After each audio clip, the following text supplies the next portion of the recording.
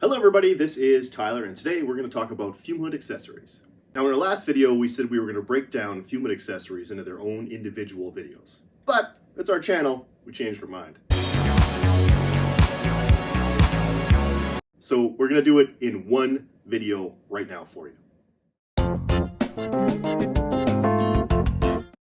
Fume hood accessories are the additional components that we can add to a fume hood to help with function or allowing somebody to use it in a safer manner. And there's a couple different options, so let's go through them. First up, we have valves. These are the things that bring services into the hood. By services, I mean things like air, vacuum, or gas. There are two types of valves that we see in fume hoods. The first is a rod-driven valve. This where a control is mounted on the front of the post. There's then a rod that connects that control to the valve, thus rod-driven valve. The valve is mounted to an outlet, which then takes the gas and puts it inside the fume hood. Benefits being that they're cheap.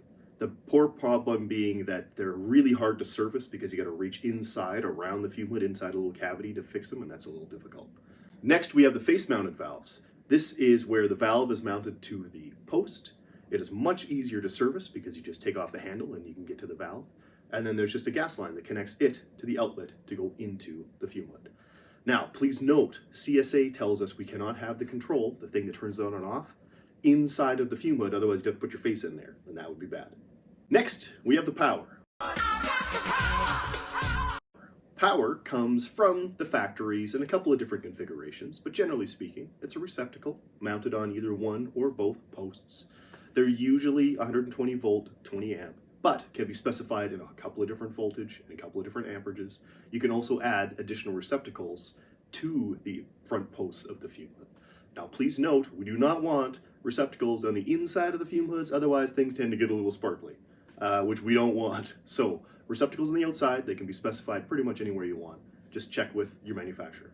Then we have the switches. So first, there's a light switch. There's usually a toggle switch, like the kind you find on the wall. But they can be specified in different types, including backlit, or they can also be a blower switch, which turns the motor on for the blower, oddly enough, as it's called. And since we're talking about light, let's talk about the lights themselves. So we usually specify this with the fume hood when we order it, but just so you know, there are a couple of different options. We have LED, which is replacing the old fluorescent lights on a pretty high commonality. Then we have either vapor-proof lights or explosion-proof lights that can be specified from your manufacturer. You just gotta ask us how. Next, we have one of the most important accessories, and that is the alarm. The alarm is an additional safety device that helps make sure that the operators know that there is proper function, meaning containment or airflow, through the fume hood. They can either have a visual alarm, like a little light, or an audible alarm, like a buzzer, or there can be an additional visual of an LED sensor that's showing you actual airflow. They're recommended by CSA. We highly recommend they go in every fume hood, and there's a couple of different options for you to go with. And a quick note on those alarms, there's also something called a VAV controller, which operates with a valve for a variable airflow fume hood, which we talk about in some other videos. Just note that the VAV controller and the alarm kind of do the same thing, and you do one or the other, not both, and it just kind of depends on the application. And for all you visual learners out there, we have magnehelic gauges. Magnehelic gauges are an additional safety device that function kind of like an alarm, and that they let the operator know that the fume hood is being safe. Just rather than using airflow, they use static pressure. Then finally, we have something to go inside the fume hood for a change. In the computer. It's so simple. And these are the distillation racks or the equipment racks. These are usually aluminum or stainless steel, and they're mounted at the back just ahead of the baffle to give you a place to mount equipment safely and securely for operation.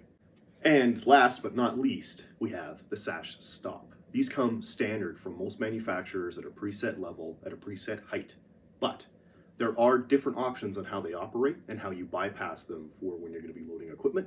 So check with your manufacturer because a couple of different options do exist. Just a quick reminder, we do have a whole video on sashes. There's going to be a link at the end of this video if you want to go check it out. Okay, that was a lot of information. If you've got any questions on fume hood accessories, if you need help specifying fume hood accessories, or just have any questions in general, please don't hesitate to ask us. Do it again? To cask us? Yeah. Instead of contact us or ask us, it just said cask us. It's the same, right?